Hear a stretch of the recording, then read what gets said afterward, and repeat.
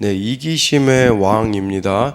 어렸을 때 제 별명은 툭하면 울어서 수도꼭지였습니다. 사남매 중 둘째다 보니 중간에 끼었다는 피해의식으로 경쟁심과 시기심이 유별났던 것 같습니다. 존재감을 인정받고자 늘 애를 썼고 욕심도 많아서 조금만 손해볼 것 같으면 바로 울어버리곤 했습니다. 그래서 부모님도 제가 원하는 대로 미리 해주시고 언니와 두 동생도 다 저에게 맞춰주었습니다.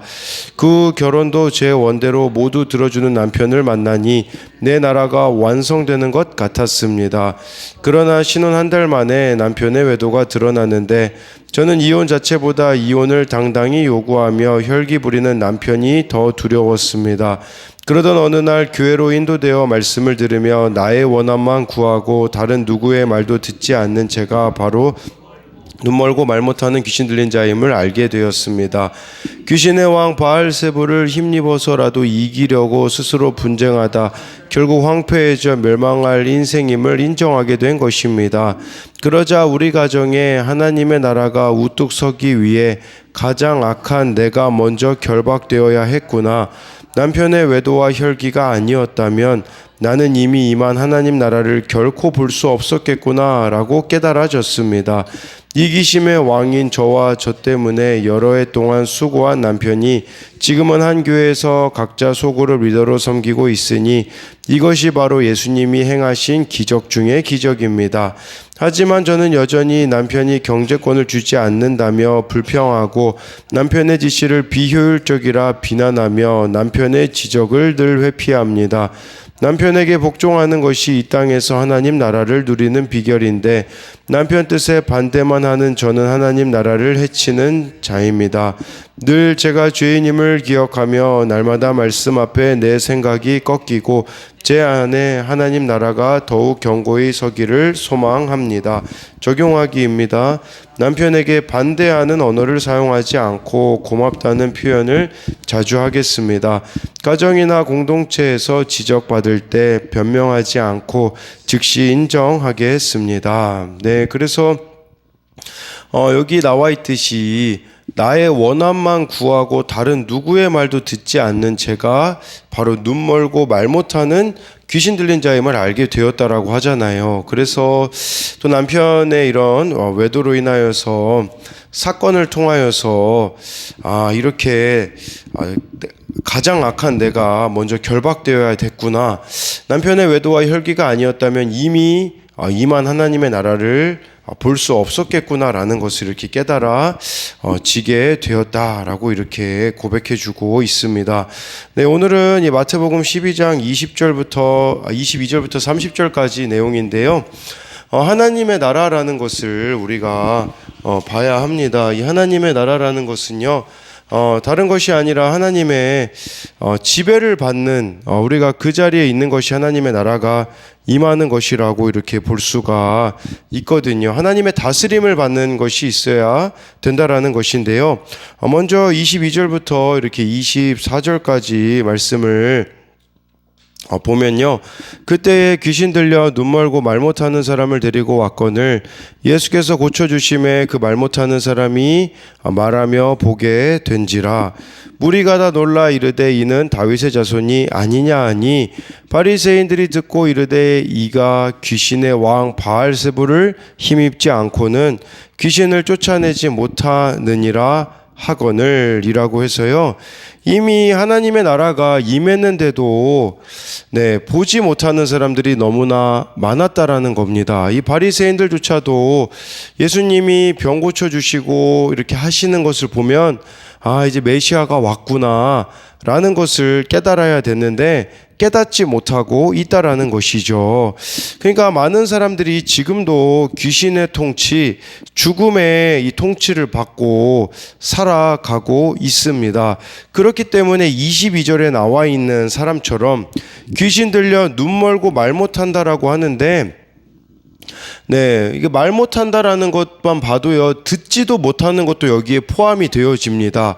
그러니까 귀신에게 붙잡히면요, 봐야 될 것을 보지 못하고 들어야 될 것을 듣지 못하고 말해야 될 것을 말하지 못하는 이런 자가 되어질 수밖에 없다라는 것이에요. 그러나 그러니까 성령이 임하지 않으면요, 참 우리가 기도도 할 수가 없는데 왜 이렇게 귀신에게 붙들려서 살아가냐? 우리가 보면요, 알 수 있는 것은 세상에는요, 볼 것도 갈 곳도 너무 많기 때문이라는 거예요. 이렇게 갈 곳이 많은 세상을 뿌리치고 교회에 와서 앉아 있어야 되는 거, 그 자체만으로 이미 귀신의 통제에서 벗어난 것이라고 할 수 있습니다. 왜냐하면 볼 것과 들을 것, 이렇게 말할 것을 구별했기 때문이라고 할 수가 있는 것이에요. 네, 그러면서 여기 이제 또 이 바리새인들도 영적으로 이렇게 맹인이라고도 할 수 있지 않겠습니까? 정말 예수님이 이렇게 귀신을 쫓아내신 역사를 보면서 귀신의 왕 바알세불을 힘입었다고 하거든요.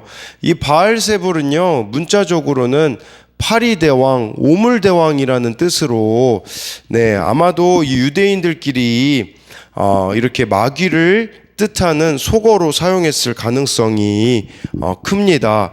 그러니까 예수님의 이 치유의 능력의 근원은 하나님의 능력과 영에 의지한 것이거나 마귀의 힘에 의한 것일 수 있는데요.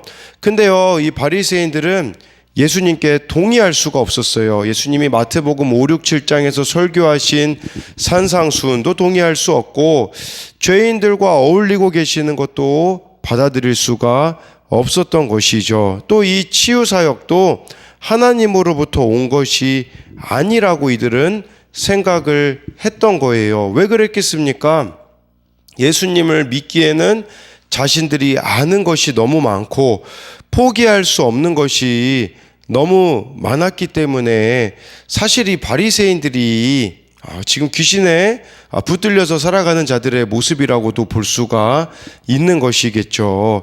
그래서 이것에 대한 적용 질문으로는 입시 귀신, 출세 귀신, 음란 귀신, 쇼핑 귀신에 사로잡혀 있나요? 나는 요즘 무엇을 보고 듣고 있습니까? 그것들로 인하여서 하지 말아야 할 말을 쏟아내고 있지는 않습니까? 그리고 아까 이 묵상인 간증에 나왔듯이 나의 원함만 구하고 다른 누구의 말을 듣지 않는, 보아야 할 것을 보지 못하고 말해야 할 것을 말하지 못하는 사람이 아닌가요? 이것에 대하여서도 생각해 봐야 합니다. 25절에요. 예수께서 그들의 생각을 아시고 이르시되 스스로 분쟁하는 나라마다 황폐하여질 것이요 스스로 분쟁하는 동네나 집마다 서지 못하리라 라고 이렇게 말씀해 주고 있습니다.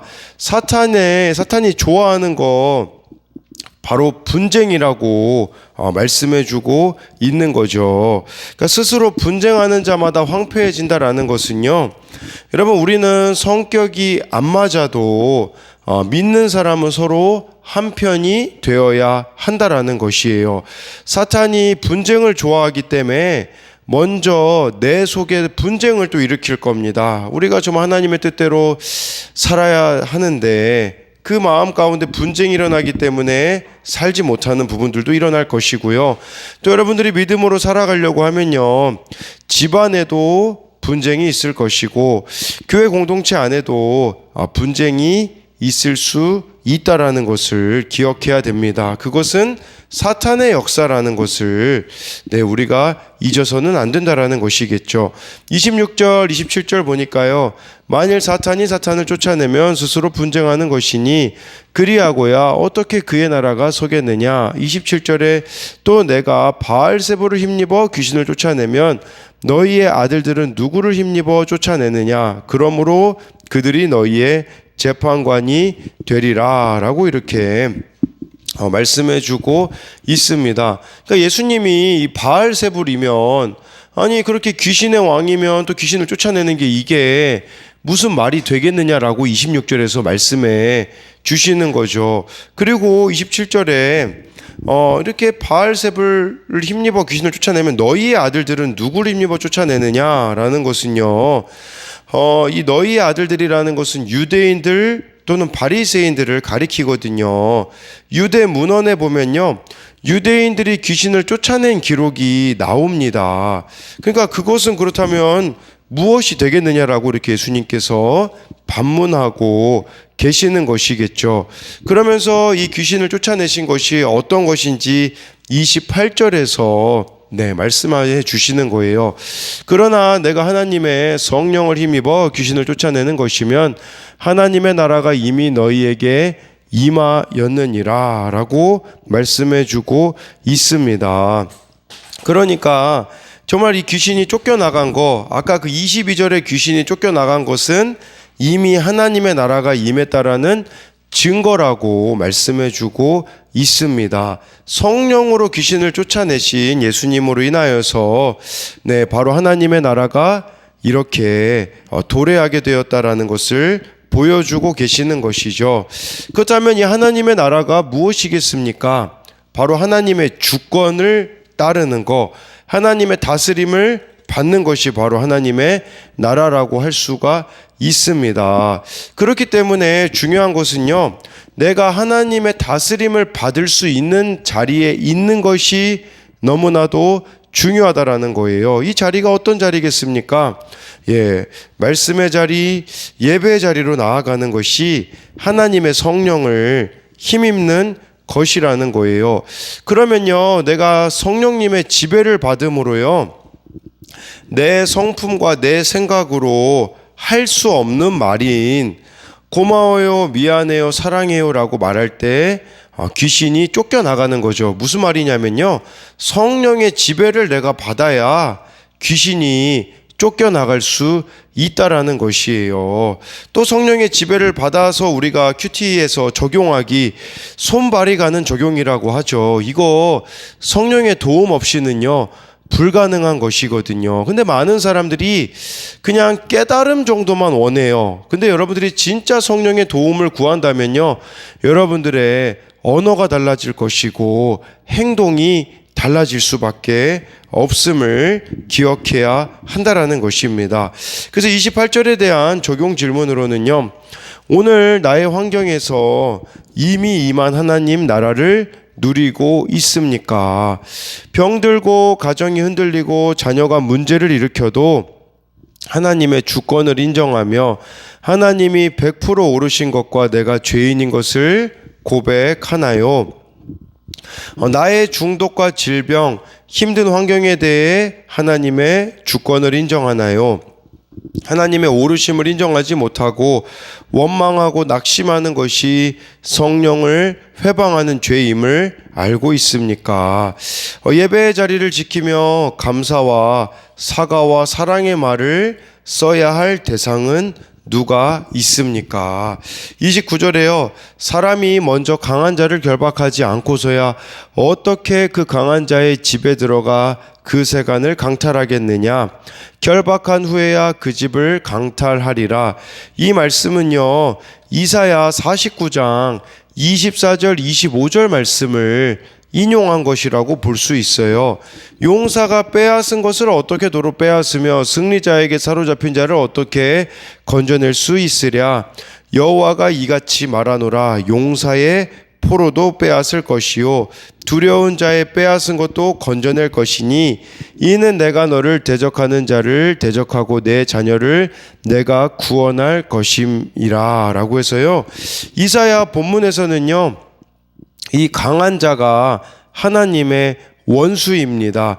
이 원수에게서 하나님은 하나님의 자녀들을 구출하신다라는 거죠.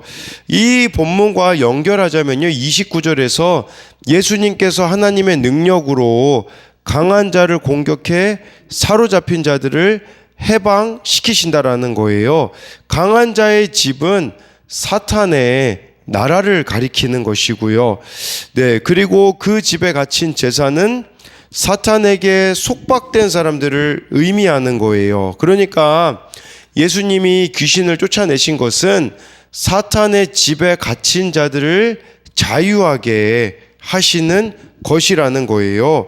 그러니까 예수님께서는 모든 사탄에 갇혀 있는 것들로부터 우리들을 자유하게 하실 수 있는 분이라는 것을 믿어야 한다라는 것이겠죠. 그런데 이 귀신을 쫓아내기 위hen 강한 자를 결박해야 되는데요. 이 결박이라는 단어가요, 강도들에게나 어울리는 결박 또 강탈이라는 단어를 이렇게 사용했다라는 것은 무엇을 말하는 겁니까? 여러분, 우리의 힘과 능력으로는 사탄을 당해낼 수가 없다라는 거예요.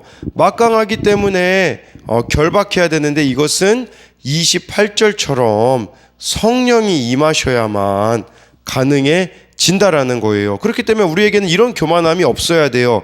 내가 누군가를 변화시킬 수 있고 잡을 수 있다라고 착각하지 말아야 한다라는 것이겠죠. 근데요, 어디에나 이런 강한 자, 이 강한 자가 또 그런 의미로도 볼 수 있겠죠. 우두머리 역할을 하는 사람들이 있잖아요. 회사에서는 사장이 믿게 되어진다면, 가정에서는 아버지가 믿으면 나머지는 예수님을 믿기가 쉬워진다라는 거죠. 그렇기 때문에 집에서는 아버지가 믿어야 하고, 교회에서는 목사가 달라져야 하겠죠. 그런데 가장 강한 마귀는 내 속에 악이라는 사실을 우리가 알아야 합니다. 내 속에 이 악이 결박되지 않으면요, 어떤 사람도 믿음으로 결박하지 못한다라고 해야 합니다. 그러니까 내 속에 이 사탄이 결박되고 사탄의 집이 강탈당하게 하고자 우리 인생에 사건이 찾아오는 것입니다. 그러니까 이 사탄의 역사가 끊어지게 하려고 우리 인생의 사건이 오는 건데, 이때 내가 할 일은요, 믿음의 공동체에 속해 정말 말씀을 가까이 하는 것 밖에는 없다라는 것이에요. 29절에 대한 적용으로는요, 예수님이 사탄을 결박하실 수 있도록 내가 예수님과 함께 해야 할 것은 무엇인가요? 성령을 힘입어 말씀으로 결박해야 할 나의 죄는 무엇이 있습니까? 30절에요. 나와 함께 아니하는 자는 나를 반대하는 자요, 나와 함께 모으지 아니하는 자는 해치는 자니라 라고 말씀해 주고 있습니다. 네, 이것을 통하여서 두 가지를 볼 수 있어요. 하나는요, 신앙에 있어서요, 중립지대, 완충지대, 회색지대란 없다라는 거예요. 여러분들이 예수님과 함께하지 않으면요, 예수님 반대편에 서 있는 것이라는 거, 예수님 반대편이 무엇이겠습니까? 사탄을 따르고 있다라는 것을 기억해야 된다라는 거예요. 오늘 내가 주님하고 친하지 않으면요, 사탄이 얼마나 우리들의 삶을 비집고 들어오겠느냐라는 것이겠죠. 그러면 우리는 다시 막 옛날 본성으로 돌아갈 수밖에 없는 자임을 기억해야 된다라는 거. 신앙은 중립지대가 없다라는 것이 바로 나와 함께하지 아니하는 자는 나를 반대하는 자요라는 것이고, 두 번째는요, 나와 함께 모으지 아니하는 자는 해치는 자니라 라고 말씀해 주고 있습니다. 이건 뭘 말하겠습니까? 공동체로 하나로 모여져야 한다라는 것이에요. 그러니까 사탄은 나누고 분쟁하고 이렇게 하는 것이 목적이라고 아까 말씀드렸잖아요. 그러니까 우리가 예수님께 속해 있다면요, 하나 되기를 힘쓰고 공동체에 속해 가야 된다라는 것을 이렇게 말씀해 주고 있는 것이에요. 그래서 마지막으로 이 30절에 대한 적용으로는요, 하나님과 세상 사이에서 양다리를 걸치고 있지는 않습니까? 이게 신앙의 회색지대, 중립지대에 있는 자라고 할 수 있는데요, 합당하지가 않다라는 것이겠죠. 두 번째로는요, 나는 예수님이 모으시는 공동체에 잘 속해 가고 있습니까? 그래서 우리가 같은 말씀을 보고 또 같은 믿음의 고백을 하고 같은 정말 이렇게 순종을 해 나가는 공동체로서 되어줘야 되는데, 내가 또 사탄에게 속해 있으면요, 공동체에서 주어지는 권면들을 받아들이려 하지 않는다라는 거, 내가 더 옳다라고 생각하는 생각에 빠질 수 있다라는 것을 기억함으로써요, 신앙에 중립지대가 없음을 기억하는 저와 여러분들이 되기를 소망합니다.